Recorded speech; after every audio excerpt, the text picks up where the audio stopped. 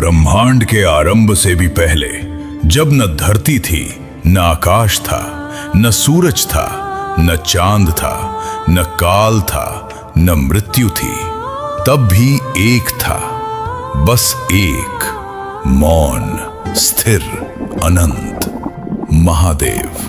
वो समाधि में बैठे थे अनगिनत युगों से। न भूख थी, न प्यास थी, न थकान थी। वो केवल थे और उनका होना ही इस सृष्टि की सांस थी। देवता उनसे डरते थे, दानव उनसे कांपते थे और ब्रह्मांड उनके इशारे पर चलता था। पर महादेव के भीतर एक चीज थी जो कोई नहीं जानता था। एक ऐसा क्रोध जो सोया हुआ था, जिसे जागना नहीं था, क्योंकि अगर वो जाग जाए तो फिर बचाने वाला कोई नहीं। पर एक दिन एक पिता ने वो कर दिया जो नहीं करना चाहिए था। उसने प्रेम को ठुकराया, उसने श्रद्धा को कुचला, उसने अपनी ही पुत्री को अपने ही यज्ञ में जलने दिया। और उस दिन वो क्रोध जाग गया। उस क्रोध का नाम था वीरभद्र। ये कहानी है उस दिन की, उस पल की, उस जन्म की जो विनाश के लिए हुआ था, उस सत्य की जो अहंकार को राख कर देती है।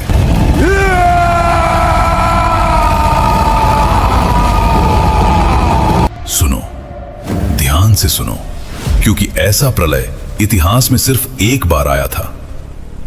कैलाश पर्वत, जहां बर्फ इतनी सफेद है कि आंखें चुंधिया जाएं, जहां हवाएं भी धीरे चलती हैं जैसे किसी की नींद न टूट जाए, जहां नंदी पहरे पर नहीं प्रेम में खड़ा रहता है। और उस कैलाश पर महादेव बैठे थे समाधि में, निश्चल, जैसे काल भी उनके सामने झुक जाता हो। पर उस दिन महादेव की समाधि में एक दरार थी, एक मुस्कुराहट, बहुत हल्की, बहुत छुपी हुई, क्योंकि पास ही थी सती। स्वामी, देखिए, आज नंदी भी नाच रहा है।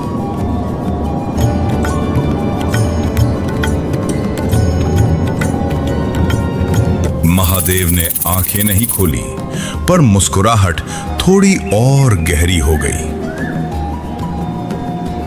नंदी को नृत्य तभी सूझता है जब तुम प्रसन्न होती हो।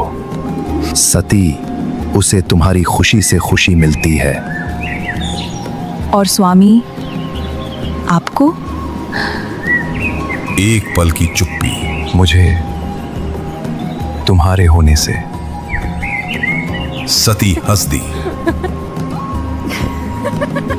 और कैलाश की ठंडी हवा में एक गर्माहट आ गई। पर उस दिन देवर्षि नारद आए। नारद जब आते हैं तो खबर लाते हैं, और उस दिन जो खबर लाए उसने कैलाश की उस गर्माहट को एक झटके में ठंडा कर दिया। नारायण नारायण। माता सती को प्रणाम। आइए देवर्षि, सब कुशल है? आपकी कृपा से माता। किंतु एक समाचार है जो मैं छुपा नहीं सकता। कहिए। आपके पिता प्रजापति दक्ष एक महायज्ञ का आयोजन कर रहे हैं। ऐसा यज्ञ जो न पहले हुआ न आगे होगा। ब्रह्मा, विष्णु, इंद्र, देवगण, राजा, ऋषि, सभी को निमंत्रण भेजा गया है। सती की आंखें चमक उठी। सच में? पिताजी का महायज्ञ? देवर्षि, हमें तो शीघ्र जाना चाहिए। माता, आपको और महादेव को निमंत्रण नहीं भेजा गया। नारद रुक गए। एक पल के लिए कैलाश रुक गया। हवाएं थम गईं, नंदी का नृत्य रुक गया, और सती की आंखों में पहली बार वो दर्द उतरा जो तलवार से नहीं आता, जो अपनों के शब्दों से आता है। सती दौड़ी सीधे महादेव के पास।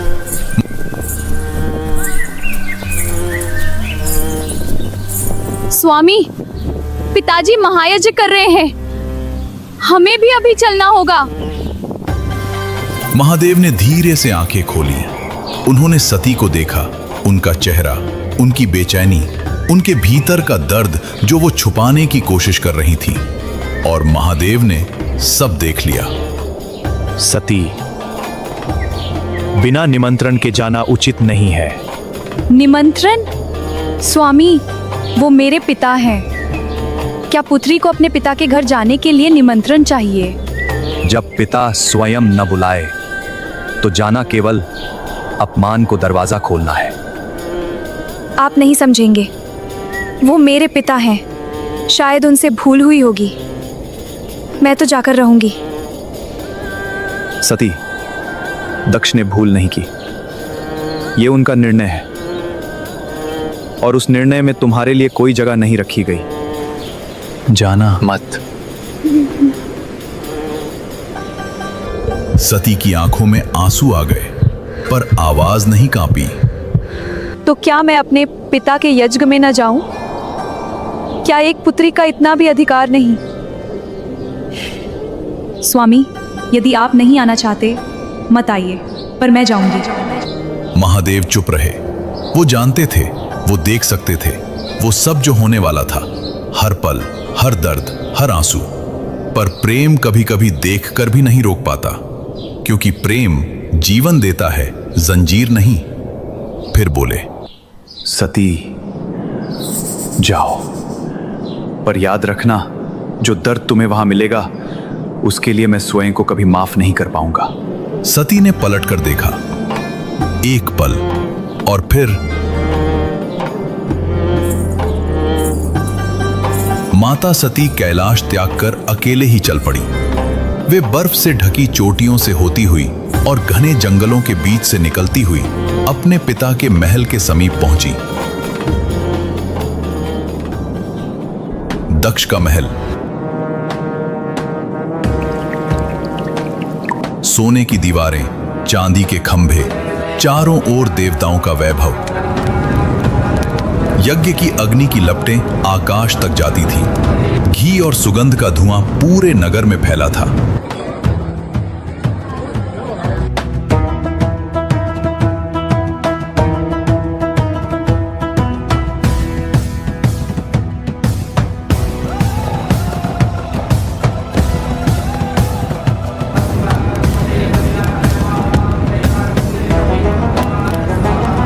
दक्ष महल के बीचों बीच बैठे थे, अपनी गद्दी पर, अपनी दर्प पर। आज का यह यज्ञ त्रिलोक में मेरी कीर्ति को अमर कर देगा। ब्रह्मा यहाँ है, विष्णु यहाँ है, देवताओं का राजा इंद्र यहाँ है, पर वो भिखारी, वो श्मशानवासी, वो अघोरी, वो यहाँ नहीं आ पाएगा और ना आगे कभी आ पाएगा। उसके दरबारियों ने हंसते हुए मजाक में तालियां बजाईं और तभी बाहर से एक आवाज आई।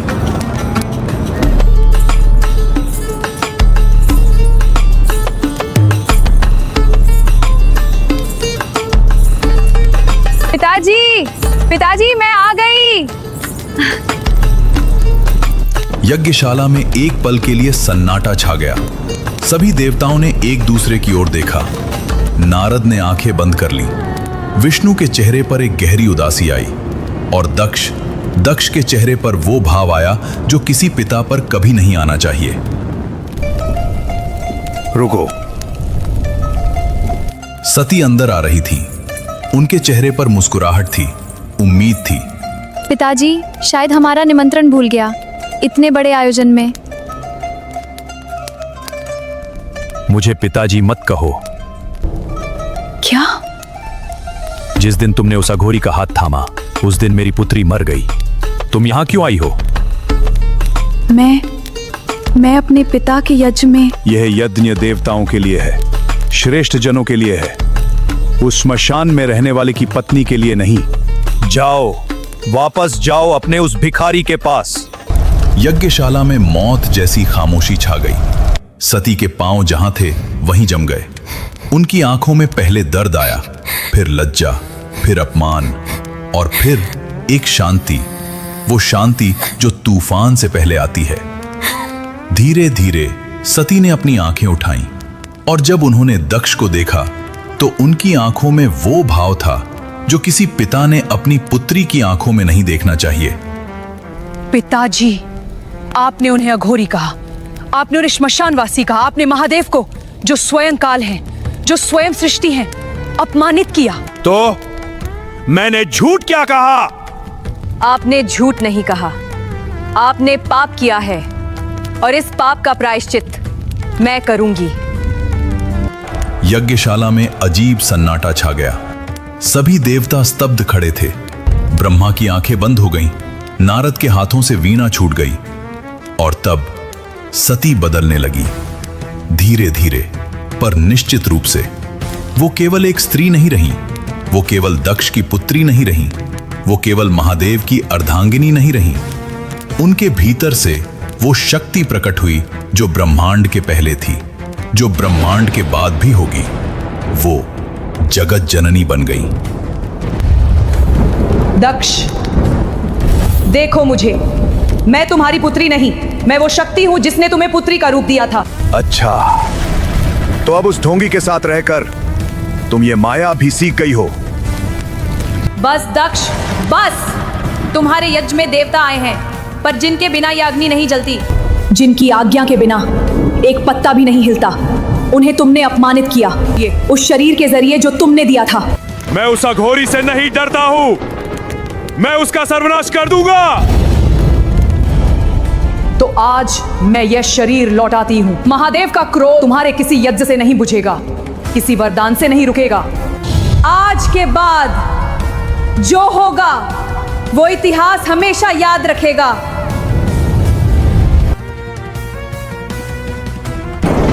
और माता सती ने यज्ञ की उसी अग्नि में अपने आप को समर्पित कर दिया।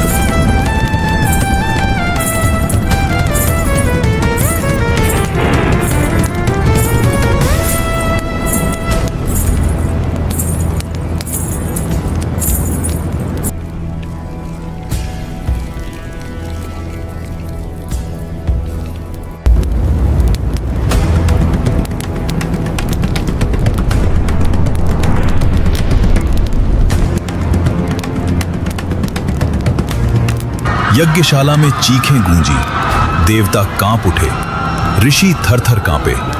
दक्ष पत्थर की मूरत बन गया और दूर, बहुत दूर कैलाश पर महादेव की तीसरी आंख धीरे धीरे खुलने लगी। कैलाश पर आंधी आई, बर्फ की चट्टानें टूटकर गिरने लगी, पेड़ उखड़ गए, पक्षी चीखते हुए भाग गए।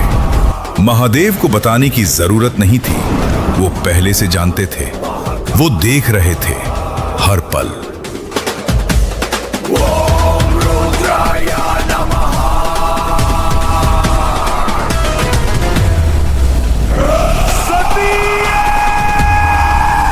ये साधारण क्रोध नहीं था, ये वो क्रोध था जो युगों से सोया था। ये वो क्रोध था जो देवताओं ने कभी नहीं देखा था। ये वो क्रोध था जो पूरे ब्रह्मांड को एक पल में शून्य में बदल सकता था। महादेव उठे, उनके तीनों नेत्र खुले और उनमें आज वो शांति नहीं थी जो सृष्टि को थामती है। आज उनमें प्रलय था।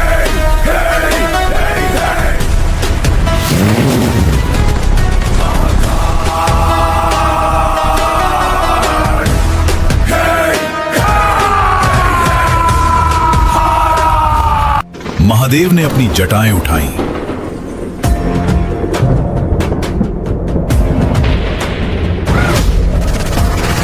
और उस असीम क्रोध के साथ जमीन पर पटक दिया। उस एक क्षण में ब्रह्मांड हिल गया, आकाश में अग्नि के स्तंभ उठे, पृथ्वी फट गई, उल्का गिरने लगे और उस स्थान से जहां जटाएं गिरी थीं, कुछ जन्मा। वीरभद्र, शरीर से ज्वालाएं निकल रही थीं, आंखें तीन और तीनों में अग्नि का सागर, अनेक भुजाएं, हर भुजा में एक अस्त्र। पग रखते ही पर्वत चूर होते थे, सांस लेते ही आसपास की हवा जलने लगती थी। केवल उनकी उपस्थिति से आकाश कांपता था। वो महाकाल के क्रोध का जीवित रूप थे, विनाश का साक्षात अवतार। प्रेम से जन्मे, दर्द से बने, न्याय के लिए आए। और उनके साथ उसी जटा से उसी क्षण भद्रकाली प्रकट हुई। हाथों में खड्ग, आंखों में रक्तवर्णी ज्वाला। उनकी हुंकार से त्रिलोक थर थर कांप उठा। वीरभद्र चरणों में शीश झुकाया। प्रभु आज्ञा दें। महादेव ने देखा, अपने इस पुत्र को देखा, उस शक्ति को देखा जो उनके क्रोध से जन्मी थी, और बोले, वीरभद्र, जाओ और उस दक्ष के यज्ञ को नष्ट करो। किसी से मत घबराना, क्योंकि तुम मेरे ही अंश हो। जो मैं हूं वही तुम हो। उसके दर्प को धूल में मिला दो। जो मेरी सती के अपमान में खड़े रहे, जो देखते रहे और बोले नहीं, उन्हें दिखा दो कि महाकाल का क्रोध क्या होता है। जाओ। जो आज्ञा प्रभु।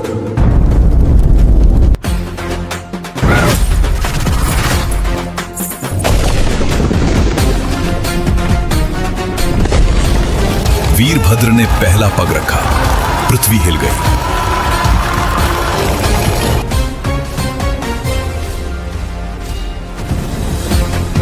भद्रकाली उनके साथ चली। शिवगणों की असंख्य सेना उनके पीछे। आकाश में उल्का गिर रहे थे, दिशाएं जल रही थी। और फिर वीरभद्र और भद्रकाली करोड़ों शिवगणों, भूत प्रेतों और डाकिनियों की सेना लेकर राजा दक्ष की नगरी कनखल पहुंचे। वहां का दृश्य प्रलयनकारी था। कोई अब तक दिखाई क्यों नहीं दे रहा है? कहाँ है वो शिव और उसका काल जो स्वयं को महाशक्ति कहता था? दक्ष के महल में अभी भी यज्ञ जल रहा था। मंत्र गूंज रहे थे, पर देवताओं के चेहरे पर उत्सव नहीं था, डर था। तभी आकाश से रक्त की वर्षा हुई। उल्कापात शुरू हो गया। पशु पक्षी चीखने लगे। यज्ञ की अग्नि कांपने लगी। द्वारपाल दौड़ता हुआ आया। उसके पांव कांप रहे थे, आवाज कांप रही थी। महाराज, हमारे राज्य की तरफ बहुत तेजी से कुछ आ रहा है। आकाश काला हो गया है, पर्वत टूट रहे हैं। दक्ष ने तिरस्कार से देखा। घबराओ मत, मेरे यज्ञ में सभी देवताओं का आशीर्वाद है। दक्ष, वो देवताओं का आशीर्वाद नहीं है, वो महाकाल का न्याय है।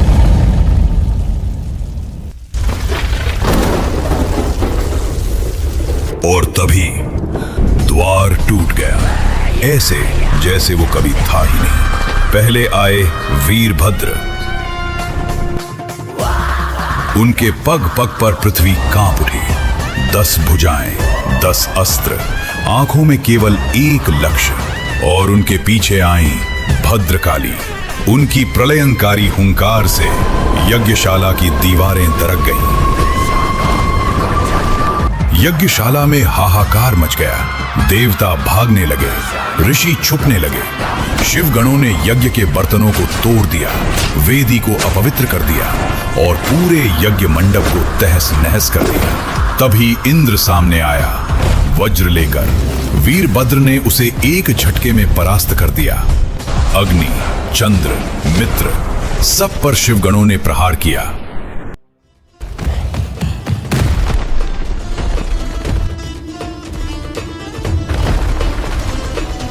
दक्ष! उस आवाज से दीवारें दरक गईं।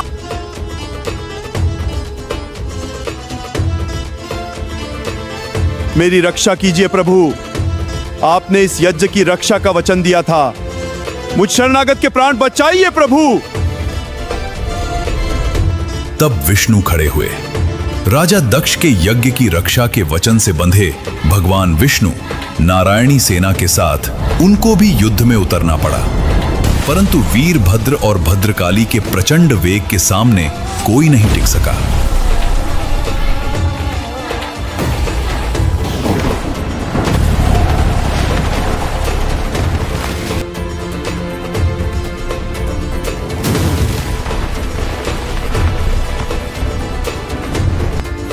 दक्ष कहाँ है?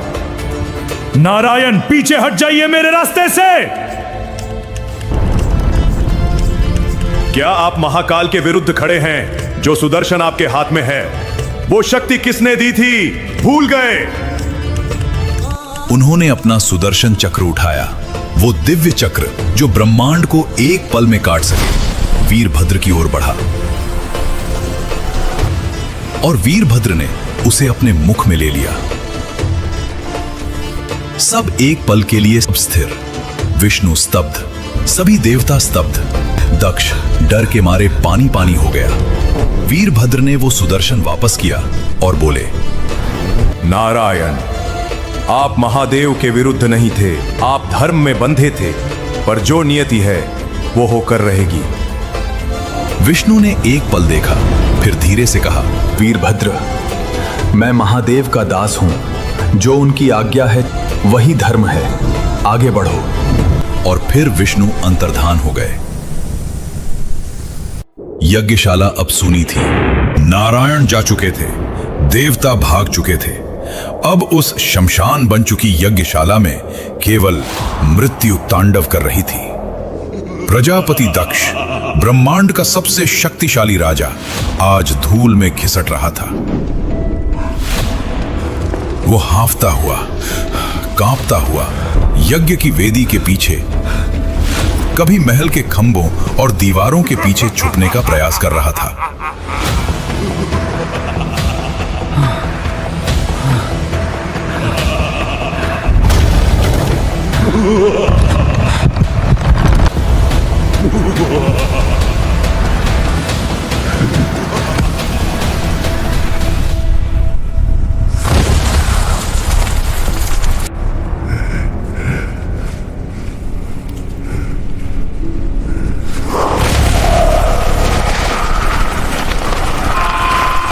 वीरभद्र ने दक्ष के बाल पकड़े। कोई संवाद नहीं, कोई याचना काम नहीं आई। उसे हवा में उठाया और अपनी भारी तलवार हवा में लहरा दी।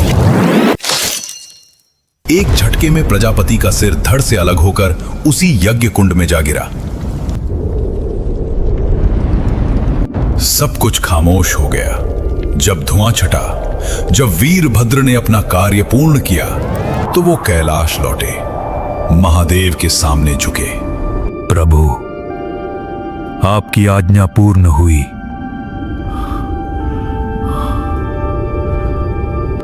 पर महादेव चुप थे।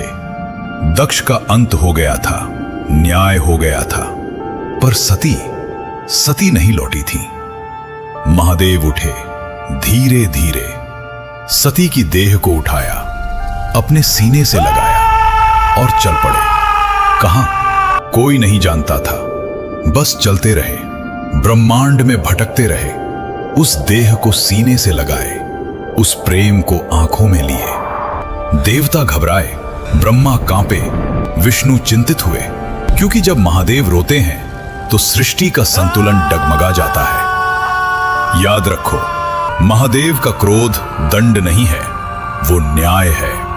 और वो न्याय जब आता है तो न सोने की दीवारें रोक पाती हैं, न देवताओं के वरदान, न किसी राजा का दर्प।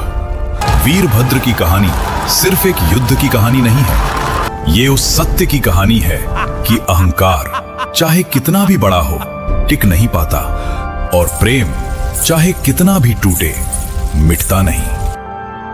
हर हर महादेव, जय महाकाल।